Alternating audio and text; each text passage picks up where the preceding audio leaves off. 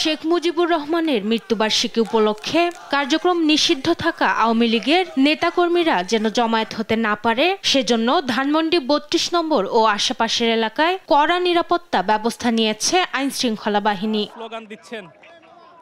বৃহস্পতিবার সন্ধ্যা থেকে ৩২ নম্বরে অবস্থান নেয় বিএনপি। বিক্ষোভ মিছিল করে দলটির বিভিন্ন ইউনিটের নেতাকর্মীরা, সঙ্গে ছিল উৎসুক জনতার অংশগ্রহণ। তারা জানান কার্যক্রম নিষিদ্ধ হওয়া কেউ আসলে রুখে দেয়া হবে। হাসিনার ঠিকানায় বাংলায় হবে না, মুজিববাদ মুর্দাবাদ।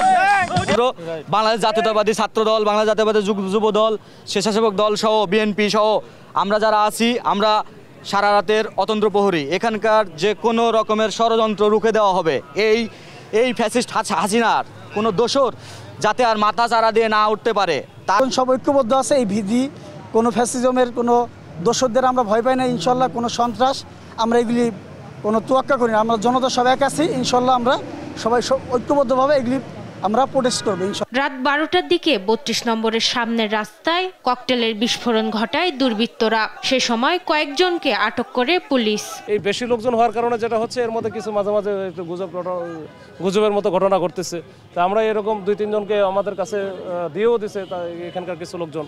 তা আমরা ওইগুলো একটু যাচাই বাছাই করে, ৩ জন মানে আমাদের কাছে আছে হেফাজতে, ৩ জনের যাচাই বাছাই করে যেটা আইনগত ব্যবস্থা নেওয়া দরকার, যেটা হবে সেটা আমরা নিব। পরে ধানমন্ডি লেকের পাশে জুলাই গণ অভ্যুত্থান নিয়ে প্রামাণ্যচিত্র প্রদর্শনী ও সঙ্গীত আয়োজন করে ছাত্র জনতা। মাকদুরা মিতি, দেশ টিভি, ঢাকা।